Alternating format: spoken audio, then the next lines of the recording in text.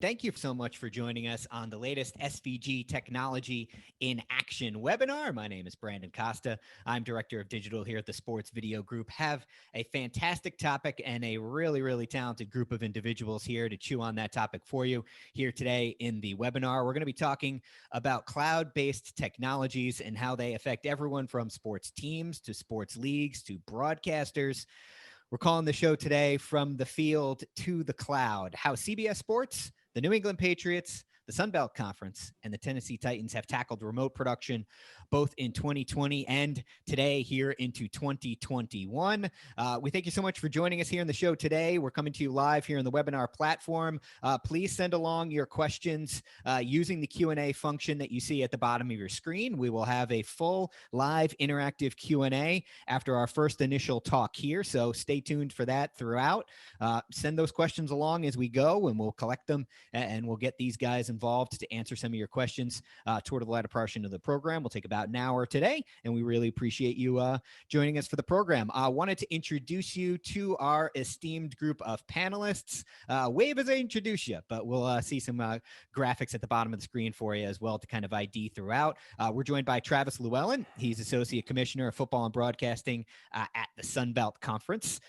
We are also joined by Christopher Cruz. He's Director of Media Services for CBS Sports, coming fresh off of the Super Bowl. Chris, thanks so much. Hope you've caught up on sleep, and thanks so much for being here. We're also joined by Brian Myers. He is Director of Broadcast Technology and Production for the Tennessee Titans. And Chris Gogolos is videographer and associate producer for the New England Patriots. Gentlemen, thank you all for joining us today. We really appreciate you taking the time. I know a lot of you are just kind of, well, Travis, you're still in neck deep in a very busy academic year, but for everyone else, football season coming to a close. So Brian and Chris, thanks for being here. Christopher, I'm sure you're moving on to the next big thing, but you're coming right off a Super Bowl. We really appreciate you gentlemen being here. Thanks so much. We really appreciate you taking the time. Thanks for having us. Yeah, of course. We're talking about cloud-based productions today, and kind of the unifying theme around all of you guys is that you kind of work off of a similar system, that being the Sony C platform. I kind of wanted to get, before we dive into your individual case studies, quick show of hands, cloud-based workflow, this kind of things that we're going to be talking about today. A lot of people were kind of pushed off the cliff into that deep end of the pool, courtesy of the pandemic in 2020. But by show of hands, how many of you were already working in this kind of a workflow prior to the pandemic?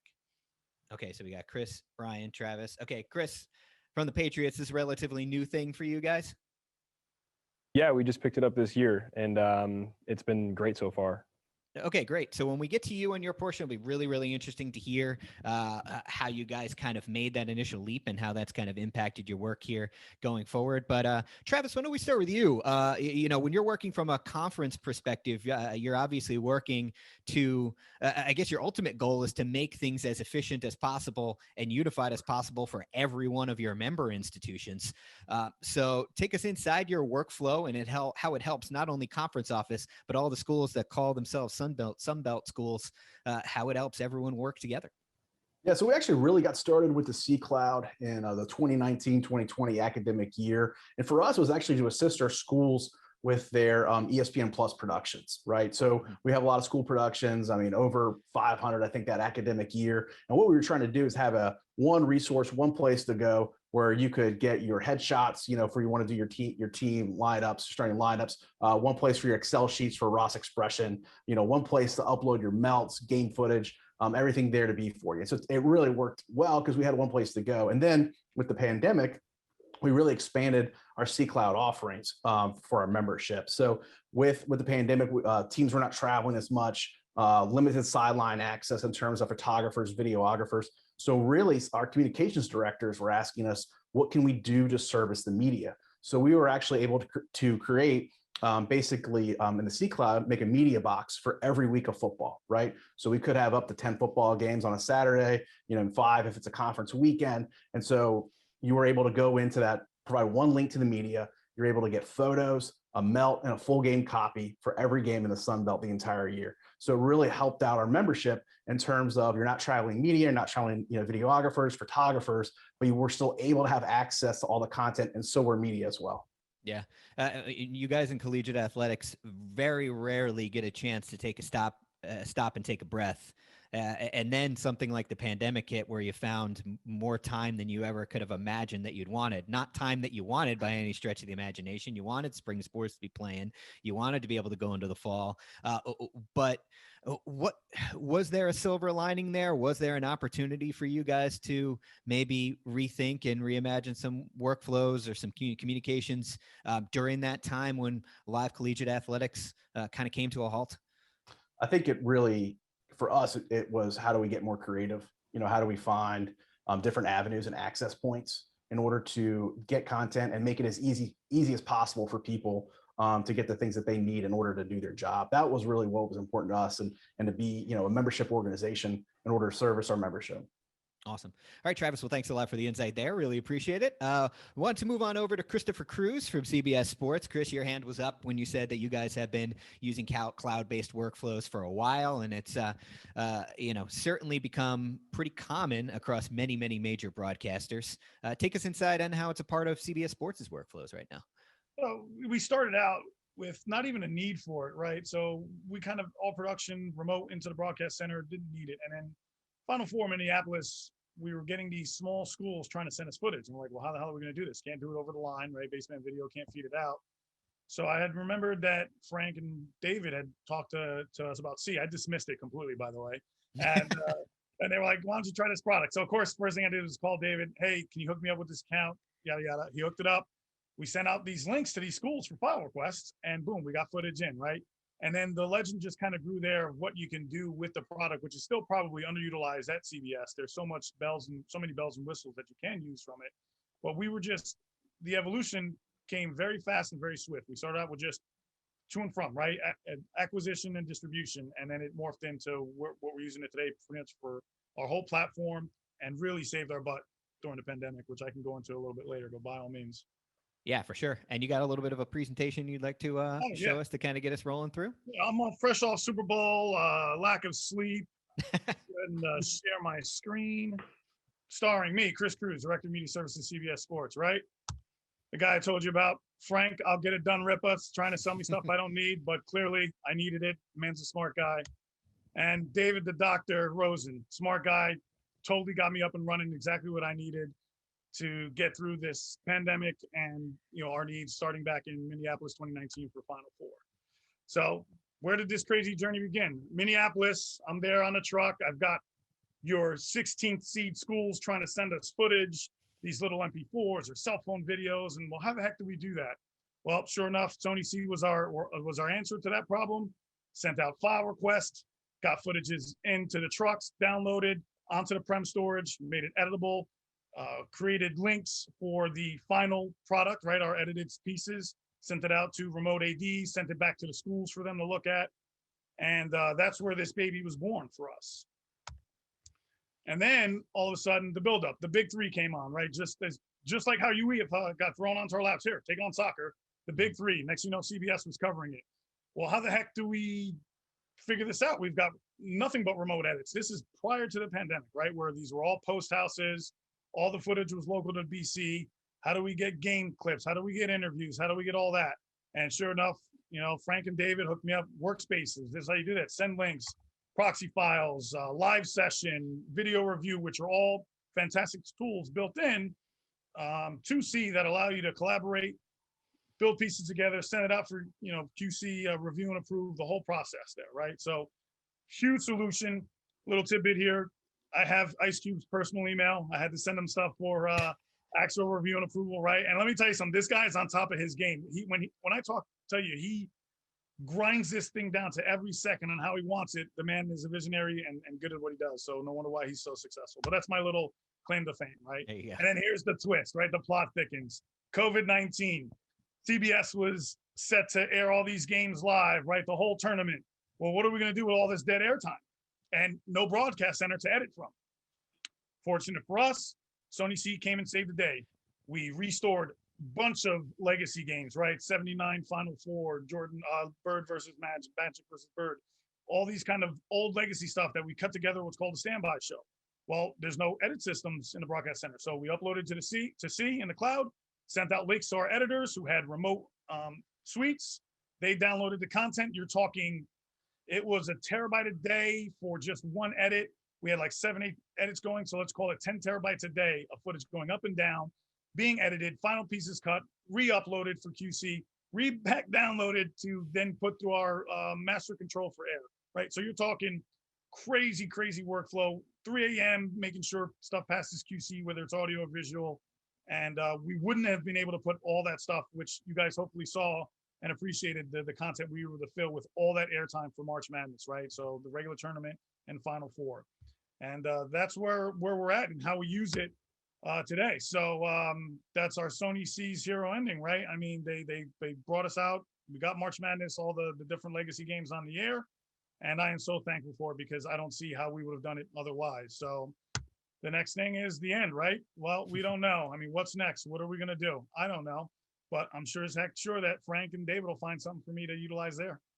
Nice. Well, fantastic run through. Really appreciate it. And we'll definitely get the chance to dive into how you guys integrate some of these workflows, how they've helped your work, how they've helped you work with some external clients, as you mentioned, tons of schools that are coming in through potentially in the NCAA tournament, all that. Really appreciate that, Chris.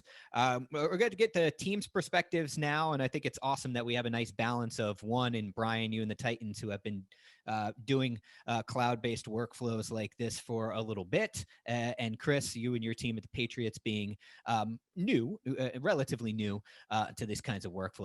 So why don't we start with Brian? Take us inside life in Nashville right now and how you initially got started to this back pre-pandemic in that world that we used to live in a long time ago.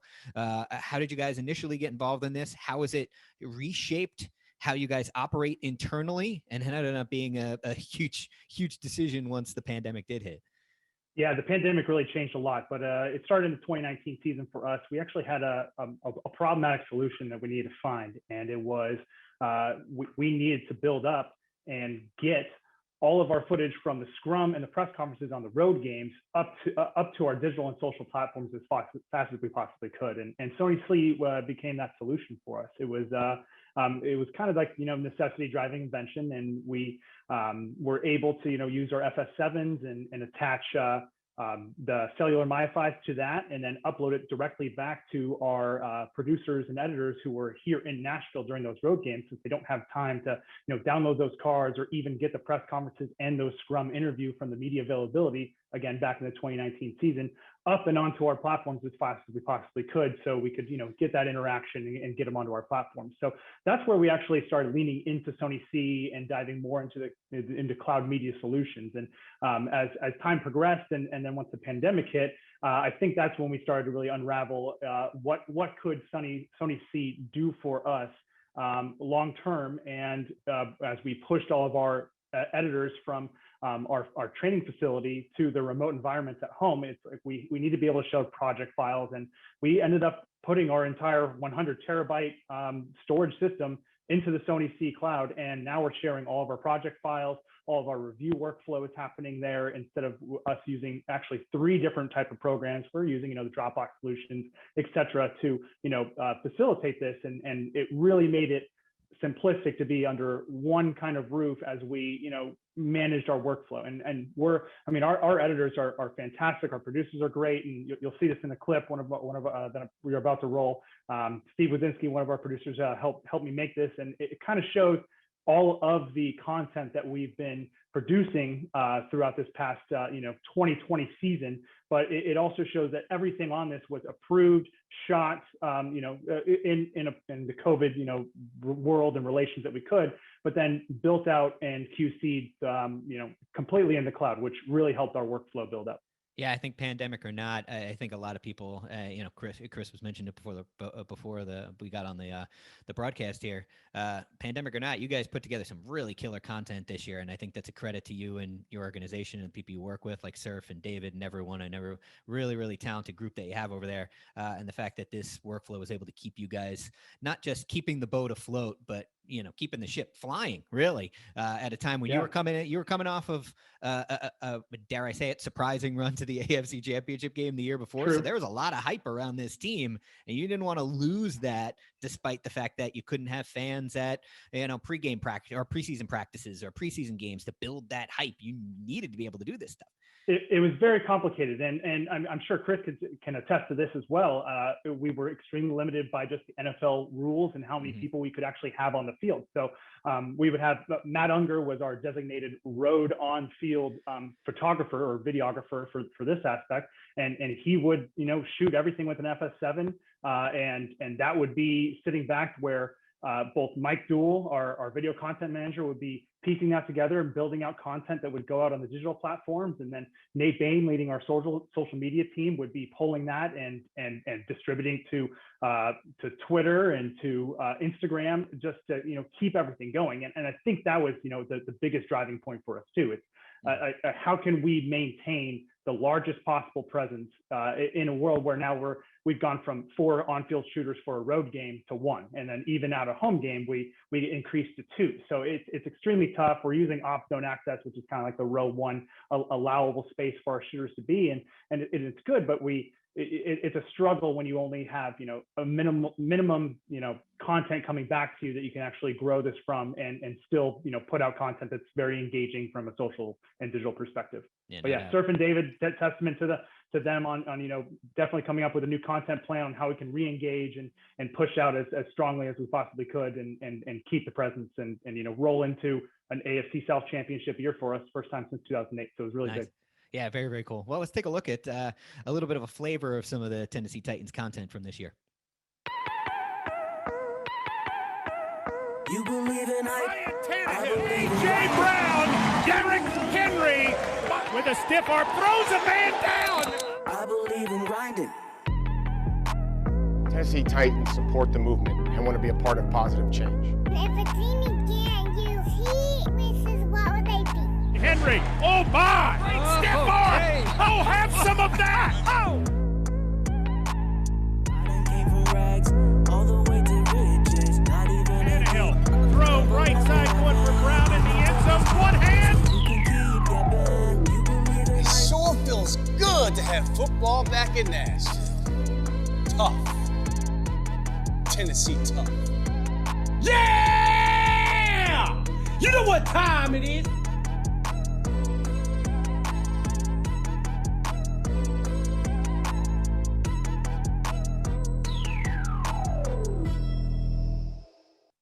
All right, awesome. Really cool stuff. Appreciate you sharing that with us, Brian. And again, congrats to you and everyone at the team on a very successful content year. Chris, wanted to shift gears to you. Similar pain points that Brian was kind of talking about as far as being able to build hype preseason without having those tactile opportunities of being able to bring fans into preseason games, practices, fan events and things like that, made content and digital content all that much more important. It was a wild offseason for everyone in the NFL, where a lot of people were rethinking things, trying to do live draft shows from home for the first time ever. And this was your opportunity to make a dive into something new like this. So can you walk us through what it was like internally in your team, taking this opportunity to make the jump into the cloud?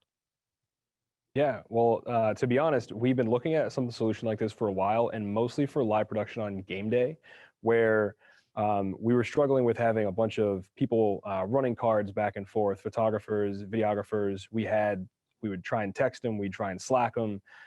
We would have some lossless, stuff through text there. We'd have files that wouldn't upload because of everyone that was in the stadium at the time last year or 2 years ago now.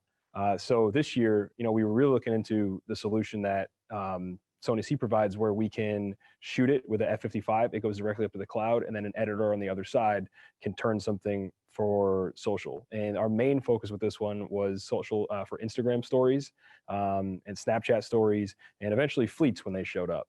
But we have a really quick workflow that allows us to then shoot it, get it up to the cloud, and then someone on the other side, usually a social media manager and editor, could put together stories. We did also things for arrivals, was great to get that instead of having to pull a card, download it, and then upload it to anywhere else, get it approved, and then had it come back to us. So it was really easy to be able to use it in the very, very, very limited stages for us.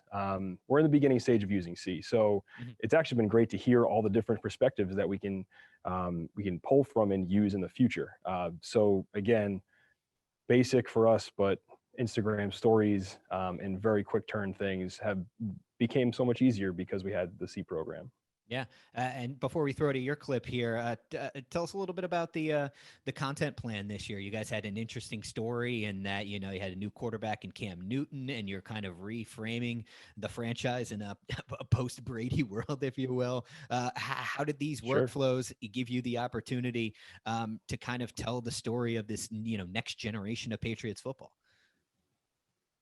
Yeah, well, I guess the best thing was that our stuff was going up first, and because we were able to get it back so quickly that when people searched for things like Cam Newton or Patriots or whatnot and wanted to know the story about us, our stuff was getting turned quickly because we were able to send it up to the cloud and then had someone on the other side editing it and sending it out right away, either a clip from practice or something that happened during the game.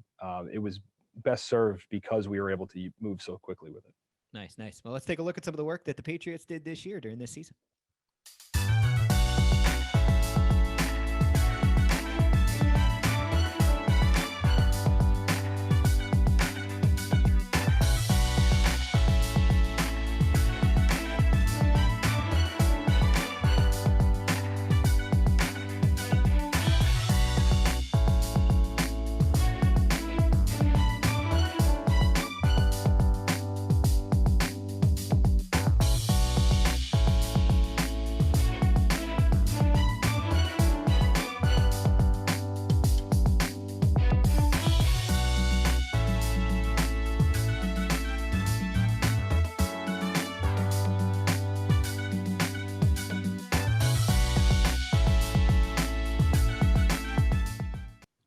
All right, very cool. Really appreciate you sharing that, Chris. Thank you, all of you, for kind of giving us a little inside look at how cloud-based workflows, specifically Sony C, has helped you in this challenging year and certainly beyond.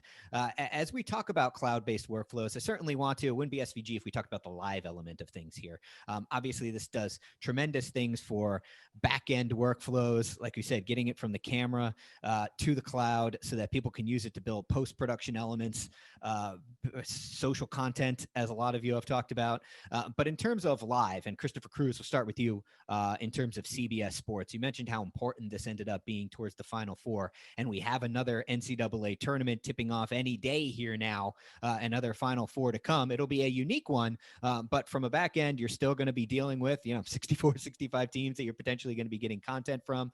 I wonder if you talk about how these cloud-based workflows are impacting live productions and how they are making people who maybe they're in trucks, maybe they're at home, maybe it's a hybrid now, how this kind of centralized, uniform, cloud-based workflow helps make live productions even better than they were before. How's it helping with the Final Four?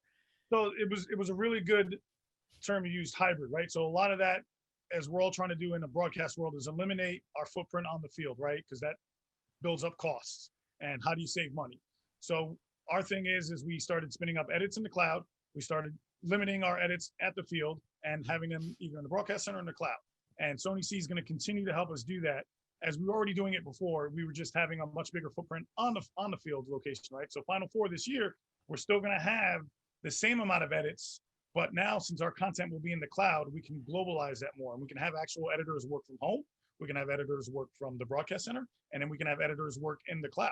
And that's actually what we did for our Super Bowl that we just had, is we had all these different edit locations, but yet the footage was centralized. So you want to talk about, to Chris's point, with the turnaround time, maximum turnaround time, right? I mean, you could just turn this stuff out, boom, boom, done, right? So, and then we also use it for our review and approve.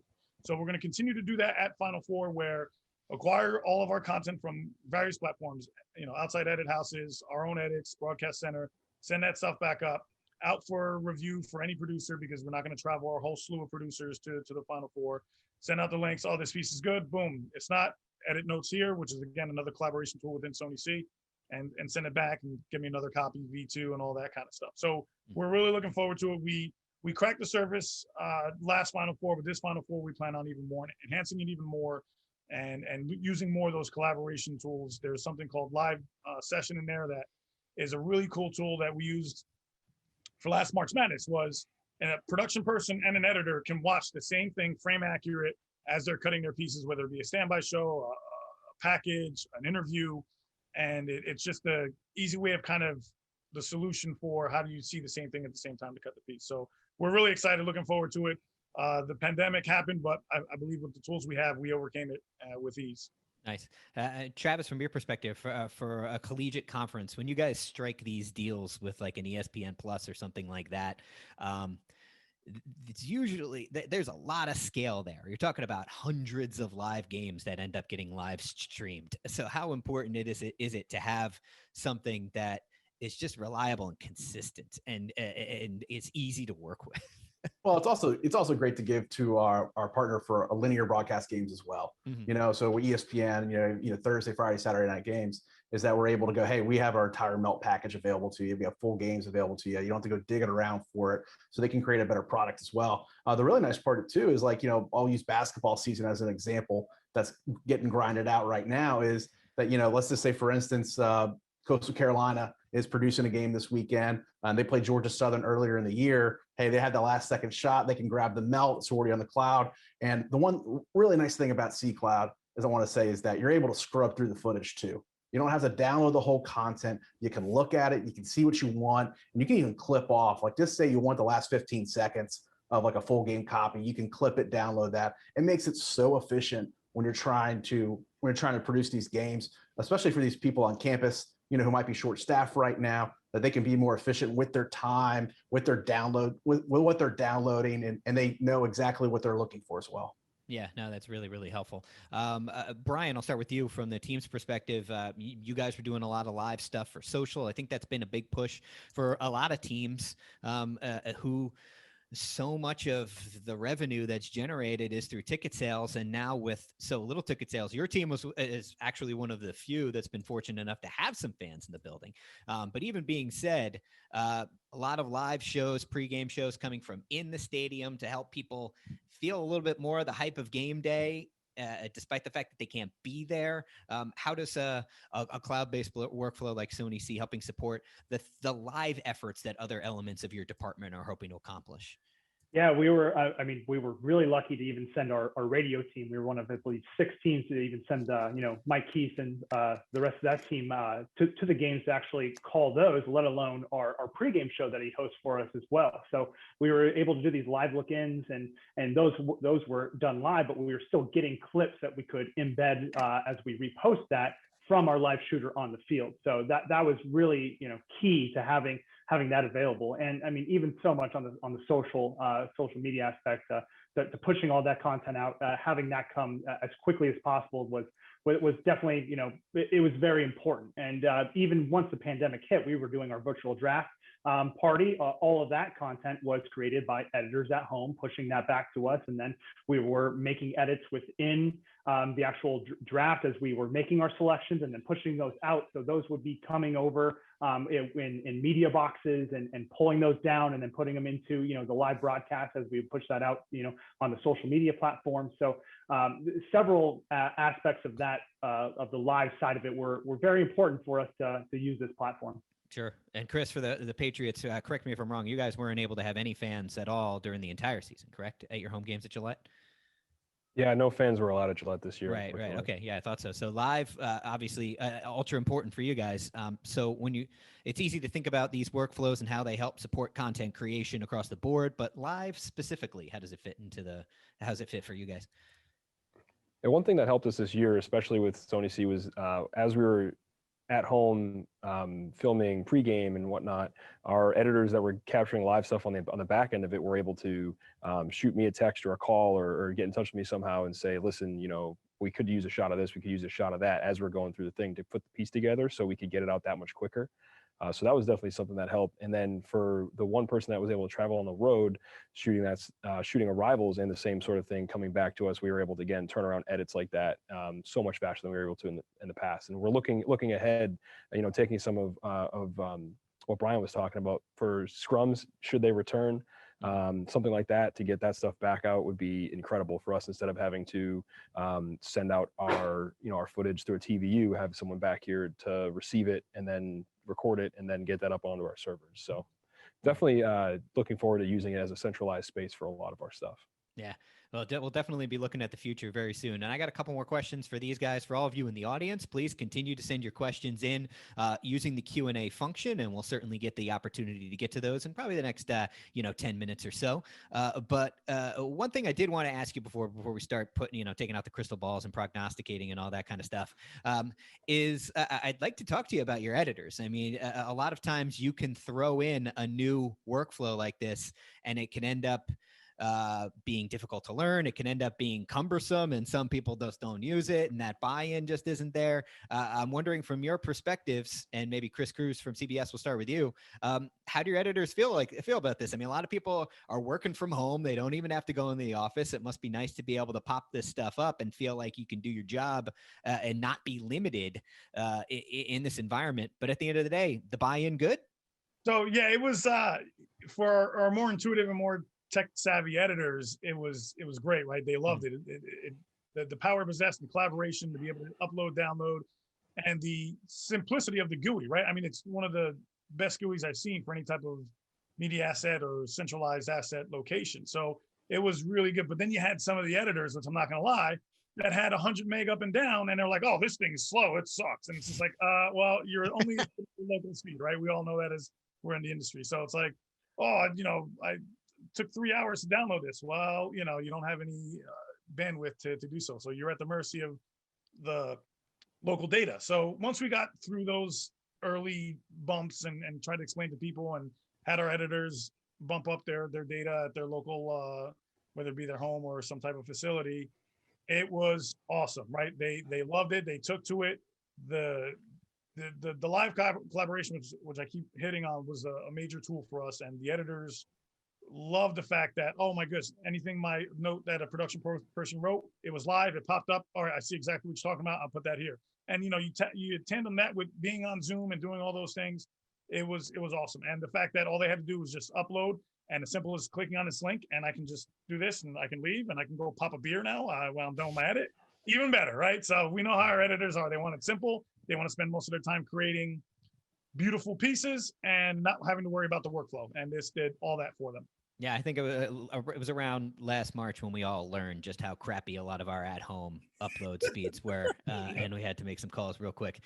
That's where you make those calls, right? And you're like, well, I'm not going to, I work for the Patriots, whatever. I'm just saying, and our guy, if you could hook us up with some better, when you call up your local cable operator. But Chris from the Patriots, and then Brian, feel free to jump in after that. Kind of acceptance and buy-in from your entire staff of editors. How was that process? Training people on a new system is always tough, but how was this able to kind of seamlessly work in, and how do your editors feel about using it? Sure. Well, I guess speaking as an editor who does edit with the system, and our social team is the people that have been integrated so far with it. They all love it. It's pretty easy to use. It was easy to onboard them. And honestly, it's the buy-in's great. And so we're, like I said, we're looking hopefully to use this in the future for all of our productions, for all of our footage, whether it's in the field, getting it back to the cloud and whatnot. It's been great. And I personally like it as an editor because I'm the person that sets the cameras up, gets it going, and comes back. And so just having that whole workflow and the functionality of it just be seamless. I mean, there's nothing better than that. So Brian, how about you? Yeah. I haven't heard any major negative comments about the platform, and that's a big positive thing from my perspective, because we had a lot of growing pains when we had the physical storage, because you were, at least with the structure how we were doing and sharing a full project files. I mean, you have the stacking of multiple clips. I mean, you just saw the Derrick Henry stiff arm, and that's probably replicated right now in Sony C 150 times across projects from all 7 of our editors. And within that, it only takes up that single use space within the actual count of the cloud storage. So that is a huge benefit, at least in our current workflow and how we share project files. And I mean, just to go back, and we were online probably with, the first 50 terabytes of our system within 2 weeks of us deciding, okay, we need to go full cloud. We're not getting back into the facility. We had just begun a facility renovation as well, which is ongoing right now. So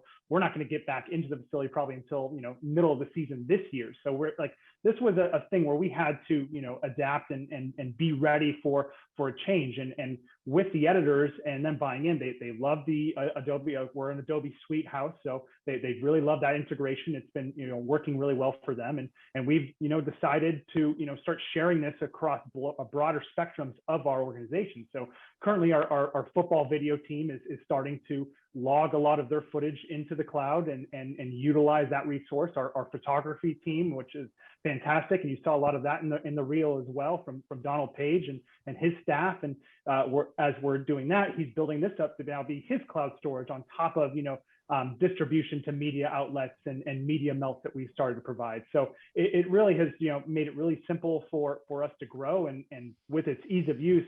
I haven't heard us say like, oh, are we going to replace it or are we going to go back? I don't think there is a time where we will go back. We're leaning into it more. We're going to do the Memnon side of it and dump all of our legacy footage on there. And we're going to have, a permanent cloud archive for the foreseeable future. That's awesome. Yeah. And Travis, real quickly, just to kind of put a bow on this one, I could only imagine the challenges that you would deal with being kind of the central point of the conference office. You probably send out an email being like, we're going to start doing this now. And then you hit send, and then you just wait for the telephone to ring from somebody to be like, we're doing what? Well, so how do you get that kind of a conference wide buy-in?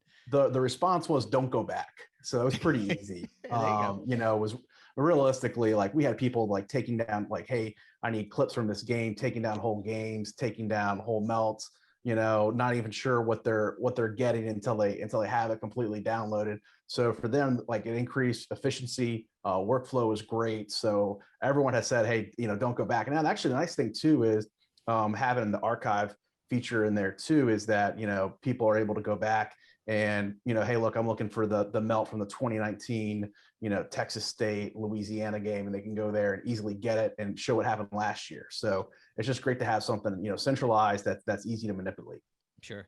All right. Well, we're going to kind of get close to wrapping up here. Again, for everyone in the audience, keep sending your questions in. We'll gather them up, and these gentlemen will be happy to participate and answer some of the questions that you have. We'll also be joined a little bit later by a member of the Sony team. We'll be joined by David Rosen. He's the VP of Cloud Applications and Services for Sony Imaging Products and Solutions Americas. So if you have any specific questions tailored at the C platform, he'll be more than happy to answer those. But first, guys, before we kind of advance to the audience Q&A here, I'd like to get your thoughts on, obviously this has entered your workflows very nicely and it stayed. And the $1 million question that everyone always wants to talk about now is, okay, what stays because it's actually making things better, and what will you be more than happy to get back to once we can go back to having full stadiums and a regular old truck compound, Chris, at a big event. A lot of you have said some things may never go back.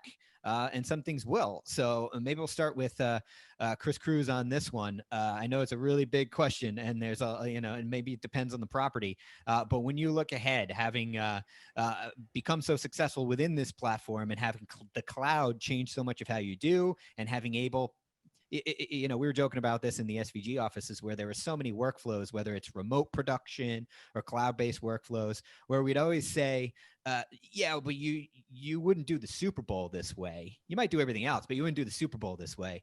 And then you guys just did the Super Bowl that way.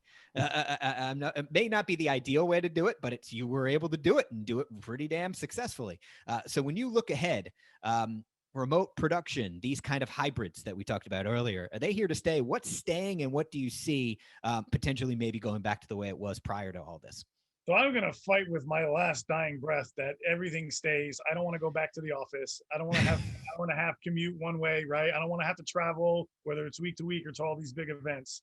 So I am with you 100%, Brandon. The way we just did Super Bowl, I see us continuing to be a hybrid solution until everything gets onboarded into the cloud. Right now, where are we in the industry where you've got switching that's in the cloud, and SDI? What replaces SDI, right?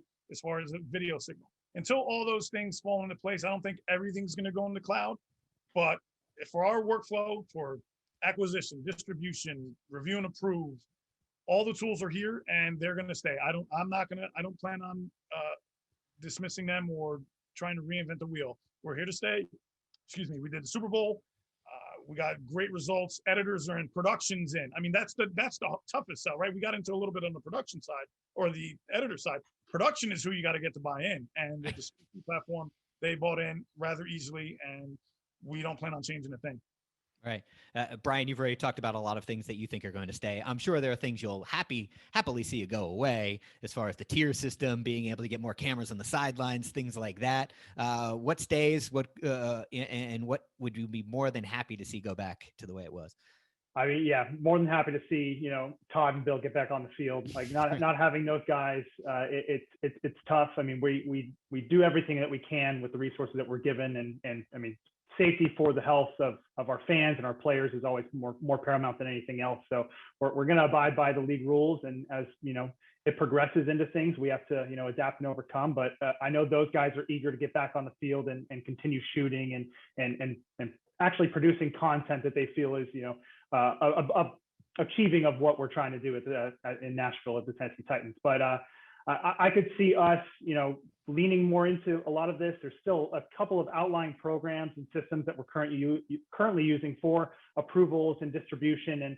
And I think we started to train even our local media outlets on how they're going to start receiving a lot of our content. We're trying to change a lot of the paradigms on how our press conferences look and how they actually receive some of these things. So if we could keep taking those evolutionary steps on, getting everything into this one solution prior to us even coming back into the new training facility, I think it will, pay dividends in the long run for us. Yeah. Chris, similar for you? Yeah, I mean, almost the exact same thing. We're going to lean more into this, and we are in the very beginning stages of using this. Hearing what everyone's doing, I mean, we're super excited to kind of take some from here, some from there, and really make the Sony XC experience and to dive into the whole thing and make it part of our everyday workflow. We've been using it just for game days and some remote projects, some things that are time sensitive that need to get back to an editor ASAP. But I mean, I can see us definitely diving into the future and getting all of our stuff, up in the clouds, that we don't have to make the trip to Gillette if you live further away, to download footage from our archive or whatnot, and then go back and work on a project, stuff like that. So I'm super excited to get back on the field and shoot. Stuck in the operational zone this year was challenging, and trying to find the longest lens possible to get the right shot. But, I can see us adding more cameras and having more people linked to the cloud, so that we have our editors have more content that they can pull from for social, and just kind of making the most of our Sony C experience for sure. Sure. Yeah, I know I don't have to preach this to any of you guys on the call, but when you work in live sports or sports at all, work-life balance is a challenge, and I think that's something that you can't understate in these circumstances either. We could talk about efficiency and creating content and engagement and all that stuff, but at the end of the day, this stuff like this also makes your work-life balance a little better. It helps your staff from burning out when they can, like you said, Chris, not have to burn 3 hours of their day trying to just get to and from your facility. It's a huge factor when people can feel like they can maybe have a little more time home that they normally would have in the past. Travis, I don't know if you have anything you feel like you want to add as far as what maybe would you'd like to see go back, if anything, or do you feel like you're going full steam ahead with this new world that we're kind of living in? Well, first of all, I'll leave it to the smart guys, to talk first. So thanks for making me last, but I can learn from them first. But, the one thing I want to say is it really, the C Cloud and, the remote part of it really makes things super easy for us. I mean, we're barely scratching the surface of everything that it can do. The video review aspect of it. Our NFL friends are talking about how they're doing the auto uploads into the cloud. We haven't even touched that yet because I'm afraid I'm going to break something. And we're looking forward to that, So I think there's a lot of things that we can, improve upon and make more efficient, but I'm certainly looking forward to, seeing more people in stadiums and in arenas. I'm just looking forward to that as well. And having and allowing our, our campuses to be able to, have more, personnel on the sideline to get that shot, to get that catch. So, looking forward to what the future holds and what we can do to expand our horizons and share more content, with all of our member institutions. Very cool. All right, gentlemen. Well, thank you so much for being a part of this conversation. Before we go and shift to the Q&A portion with the audience here, I guess we'll just kind of wrap up with this one question. This is broad. This can be, this is a total lightning round grab bag question. Take it in any direction that you want. We appreciate your insights into cloud-based productions and Sony C specifically. But I'm just kind of curious. This was something that you were able to implement that had really positive impacts on how you work on a day-to-day basis. And now that we've kind of adapted a little bit to the world that we're in, when you look ahead at 2021 and the months that are to come, what's a production development you would love to see happen? And again, I'm kind of curious to see which way you guys go on this, because you could literally go anywhere. Travis, I'll flip it and let you start on this one. So Travis, this is super scary now. I think I'm really curious, and I know the technology's getting out there. But in terms of like the price point and what it might look like in the future is really just being able to have control operatives being REMI, and how do we do that at a campus level that is efficient and cost effective. I think that's something I'd be curious that we will see develop. I'm just curious how far away it is. Obviously, I know the technology is out there now and we've seen it used across other sports leagues, but I could just really see a point where we're not jamming in 5 people into a trailer on campus, but maybe we could have them set up on different places on campus or things like that. That's what I'm curious about, what that looks like in terms of affordability in the future. For sure. No, that's really great. Chris Gogolos, what do you think? What's on your wish list for 2021? Wow. Again, that's a tough question to ask. I guess if we go back to, if we're talking about Sony C and the way that we use it, I'm super excited for the proxy technology to get up higher than what it is right now and get that really nice, crisp HD stuff that we can use for social for the future. But I mean, what we have right now is usable, it's good, and we like it, and it's quick, and just looking forward to that technology hopefully catching up to what it's putting out. Cool. Brian, how about you? Well, as we're looking to likely upgrade to some FX9s here in the future, I want to see some higher frame rate in the proxies as well, just to kind of jump on Chris's bandwagon. But I'm again super thrilled with everything we'd be able to push out from the cloud so far, and with this product as it's enhanced our content. But I think that's the one wish that we really would have as we're continuing to use this, and as things return to normality. We'd like to see that, be a feature set added in the future.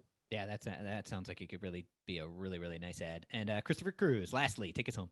Well, since I'm a client, I have such a huge wish list, right? So let's just start with the ability to stream in, right? So I want to talk streaming in, live streams, putting on graphics, publishing out to social media, right? So I'm sure C's going to be working on those capabilities. Maybe one pool, right? So we're all talking about, Travis, you were talking about sharing the melts, and Brian and Chris, you're talking about sharing out footage. At this point, we're not restricted to behind our own firewalls on our own company storage, right? So now everything's in the cloud. It can be permission-based.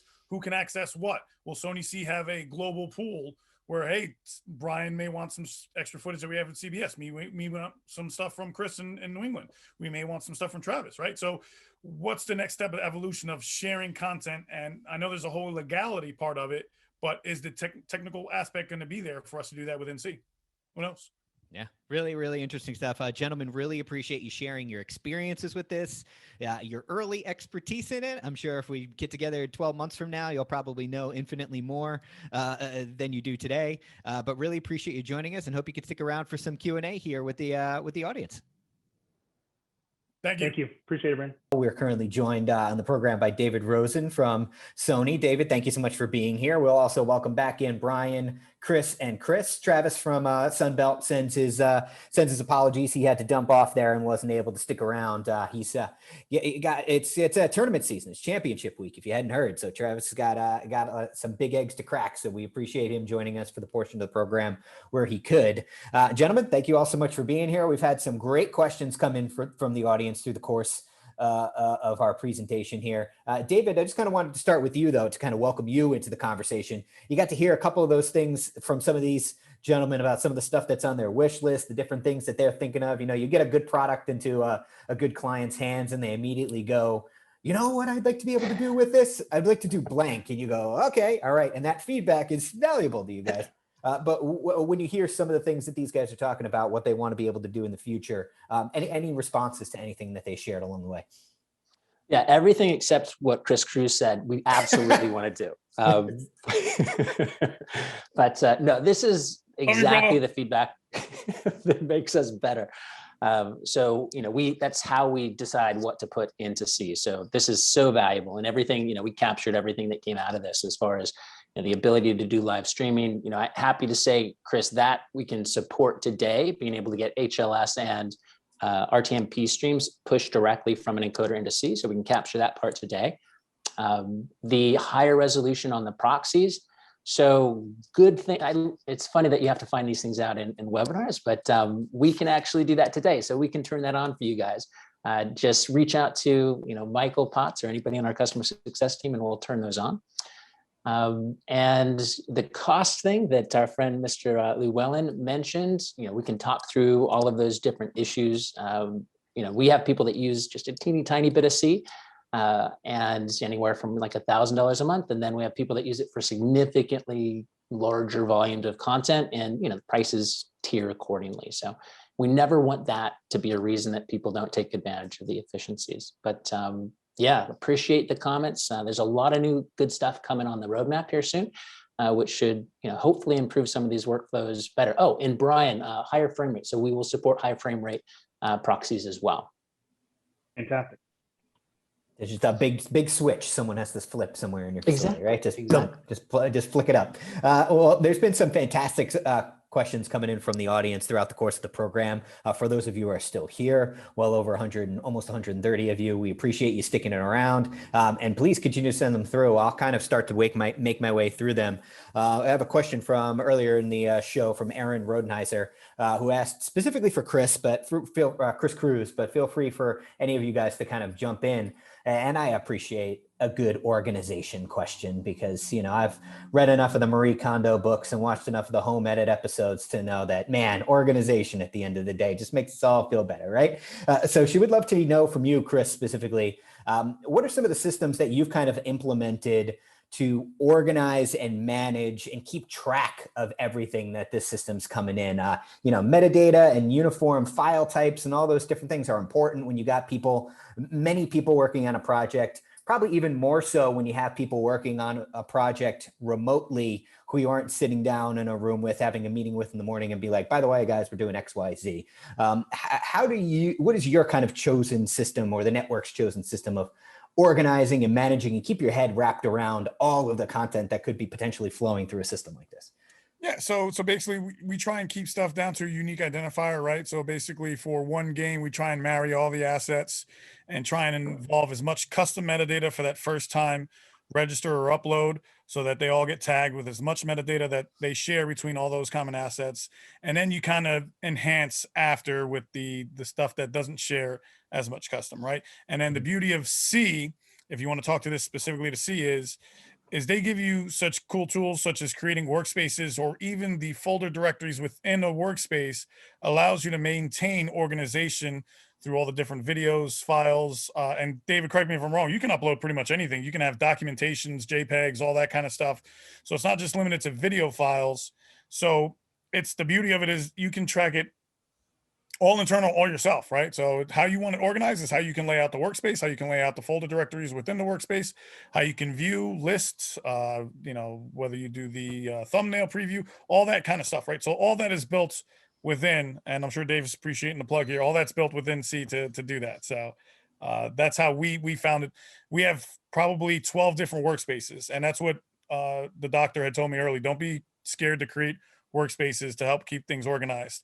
So we've got sports ENG, sports network ENG, we got big three, we got broadcast ops, we've got numerous amounts of workspaces just so that we can keep it organized.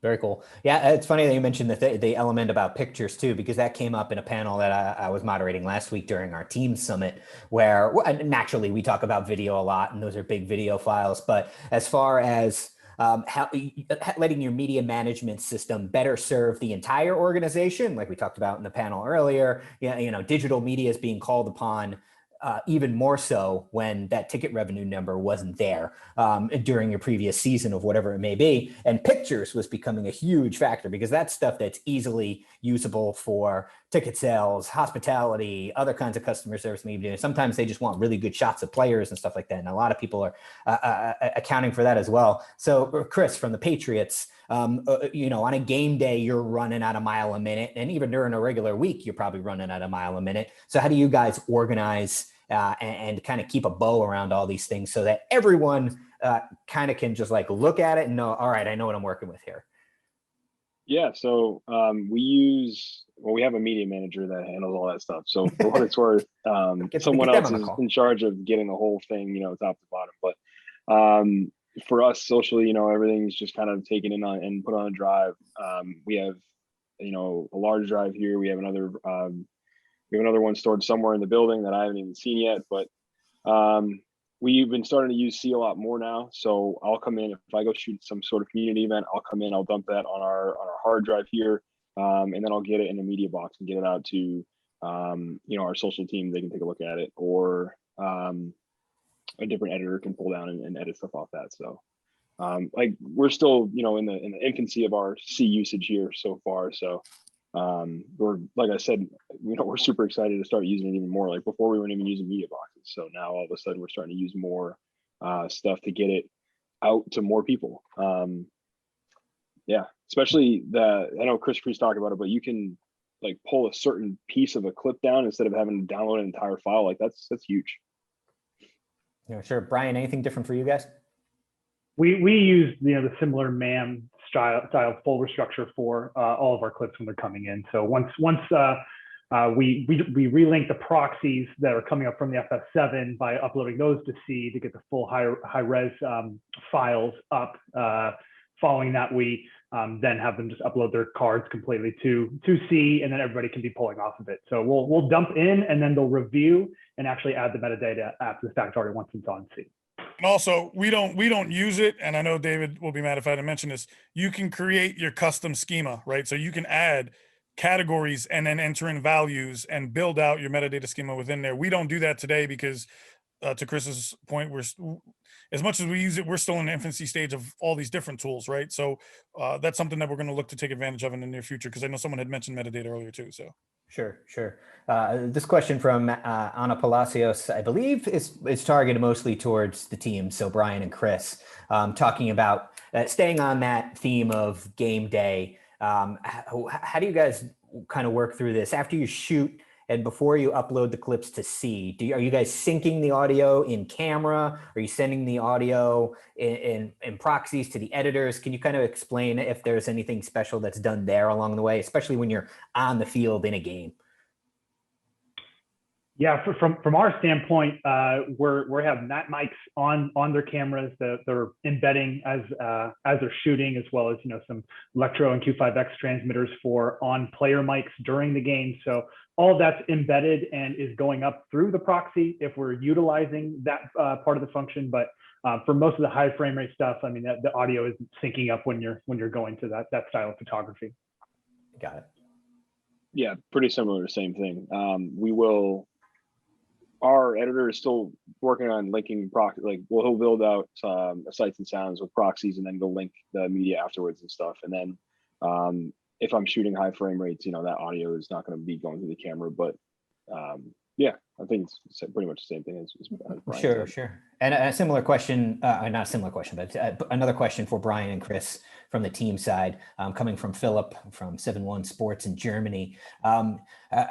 For the transmission, I guess you could call it a silver lining that for Chris, one of the benefits of not having fans in the stands is now you're not competing with 65,000 cell phone signals that are also flying around the stadium on a given game day. we obviously want to get fans back in the stands. When you get fans back in the stands, how will the return of crowds impact this workflow in any way? And, when you're talking about just shooting stuff up, like literally from your camera on the sideline up into the cloud, that connectivity for either of you, Brian, you got to experience it in both circumstances with full stadium and with minimal crowds. How does that impact all this? And is it, are you happy with its reliability? Yeah, we didn't have any problems. We were using LTE MiFis that are attached straight to the FS7. So during the 2019 season, when there was, sellout in crowds, we didn't really have any issues. You would run into some of the typical cellular restrictions once you get into the bowels of the stadiums, especially other, more archaic variants. That gets a little tougher, but we'll just interact. And I think Chris can attest to this. Once you talk to and you find the right persons at the other stadiums and vendor or venues, you can facilitate getting a network cable and actually get stabbed in during the press conference rooms or any other rooms that you may need. So that's fairly easy on that side of it. But when we're uploading just the scrum, never really had an issue over an LTE MiFi. Got it. Saying we used LTE MiFis this year and they worked just great across the country in different various places, and like you said, could be a dungeon-esque sort of place that as long as you get a signal out there, it could work. So we had no problem. We'll see what happens when we have 68,000 people here this year, but if that happens, but looking forward to seeing how that works. Sure. Well, we're close to running out of time here, already a little bit over the hour we wanted to go. I'll try to get to a couple more questions here. I sincerely apologize if I don't get to yours if it has come in. But if you want to drop me a line at brandon@sportsvideo.org and you really have a question that you'd like to get answered, I can certainly relay it to these gentlemen. And I'm sure, David, you're always open to answering questions, especially from potential people who might be interested in doing more with C. So I'm sure if you got any specific questions about how the C performs, David is definitely available to answer any of your questions as well. So again, apologize if I can't get to everybody here, but I'm going to try to pick off a couple more before we wrap up for the day. This is a really, really big picture one and has less to do specifically with this. And, depending on how long we go on this one, this might be the last one, but I think it's a good one. We're talking a lot about, obstacles that you overcome and solutions that were made along the way. And during this pandemic, we've seen some incredible innovation from folks just like you on the call and folks in the audience who have done incredible things to overcome at a time when you were just thrown into an area where you never thought you would be. What obstacle, if any, is still out there for you that you're still searching for an answer for? Is there any really big obstacle that you're like, man, and are you at that point now where you're giving up because hopefully we'll be back to normal in 6 months anyway? When you look at a post-pandemic world, is there something that's still a block in your way, a big thing that stands out to you in your mind? And Brian, see you nodding your head, so maybe I'll go to you. Is there something that you still are really hoping to overcome, and what is that thing? Well, it's when we move back and move more towards a hybrid world. It's kind of the fear of how is that going to function, and what are we doing with the current LTO system and the MAM storage that we still have on site. So it's reinterfacing with a new cloud philosophy and also migrating and starting to digitize all of our game footage and going that direction. I think that's the biggest thing that we haven't tackled yet, is what is our final step of transition once we get out of the work from home style. I mean, we could, who knows, we could stay hybrid for the foreseeable future and have secondary edit stations and let them come into our mastering suites and finish there. But it's going to be a complicated readjustment of now everything's here in the cloud. Are we going to be uploading everything to the cloud and then pulling back down, or working more locally? I think that's the next thing that we got to work through, as a team, and then with Sony to kind of understand how the solution could work best for us. Yeah, I 100% hear you on that, because we all knew how to operate in the world before the pandemic. And as scary and as world twisting as it was, in all virtual world, you can kind of wrap your head around that. It's like, all right, there's a nice box for me to work in. Is it limited? Yeah, but at least I know where the walls are. The hybrid world is, I feel like, how are you going to be able to do all that stuff, afford all that stuff, coordinate all that stuff? That seems way more scary than the the all virtual world that we got thrust into about a year ago. Christopher Cruz, any major, you're heading into another Final Four like we were talking about earlier. Any major obstacles when you think about going back to where we were pre-pandemic as much as we can? Are there any big questions that you're still trying to find answers to? I mean, it's all pandemic related, right? So at these different venues, we're going to have different tiers. Tier 1 people can't see tier 2 people. Tier 2 people can't see tier 3. And we have what's called a confidential shoot, where shooters are going around similar to what Brian and Chris's teams do to get that behind the scenes kind of stuff. And how are you going to get that stuff uploaded so that we can get it centralized? Because hotels are 5 megabits. Some of the venues, you're not going to get very good speed. So we're trying to figure out, and it's going to be to a point where, as Brian said, the LTE dongles may be the solution, or air cards or something to that effect. But that's what's been haunting me right now. And we've had nonstop meetings on how we're going to get all these E&G shooters, their material up so that it can be accessed, because we have clouds and edits in the cloud, we have edits in the BC, and then we also have like at-home edits where local machines are being used. So trying to find out all that and get it done for Final Four, and obviously get through March Madness in itself. For sure, yeah. Chris, from the Patriots, anything different from you? Honestly, everyone kind of mentioned everything already. Just basically, trying to figure out when we do go back, if we do go back, is it hybrid? Is it full? Are we, taking more of our stuff and putting it up in the cloud, or are we going to work off more local storage here and use that only for shoots that are happening outside of Gillette and whatnot? So, yeah, I mean, it's definitely, we're all going through right now trying to figure out what the world is going to look like in the next 6 months. So, just trying to tackle it as it gets here. Sure. And David, from your perspective, as you're talking to prospective clients or your current clients, whoever it may be, how are you seeing their questions change as people start to see a light at the end of the tunnel? Are they starting to plan in a different way than maybe they were when it was May or June last year, when we're like, oh God, this is going to be a lot longer than we thought it was going to be. Now, as we start to hopefully see some kind of a light at the end of the tunnel, are there questions and concerns changing? Well, there's been a lot of additional questions around, hey, listen, I love that I'm getting my content into a central location that people can get access to, but what if I want to edit it there? And so there's been a lot of interesting conversations with customers, many of whom have started to try this, of accessing the content from C directly from an edit instance that's running in the cloud already. So there's a lot of people running POCs right now. I know, some people, maybe some on this call, are actually doing that in real production environments. So there's a lot of interest in how can we make that much more seamless. And then the second question that we've been getting a lot recently is, I put all of that content up there. I let people get access to it. Should I leave it there, and can I leave it there? And so that's where a lot of conversations around archiving have come in. So a lot of people are starting to consider, the cloud makes a lot of sense for me, not just for these transient workflows, but leave it there, push it down to really, low cost and reliable storage, so that you can always get access to it, just by clicking on it, restoring it, and doing what you need to do. So a lot of questions around archive, a lot of questions around how do we make editing in the cloud, much more of a reality. Sure. Yeah, no, that's really good. Actually, one of the last questions we'll get to, it's kind of an odd place to leave it, but Nathan Bettisworth sent a few really good questions over, and I don't want to ghost him. So he asks a little bit about archive. How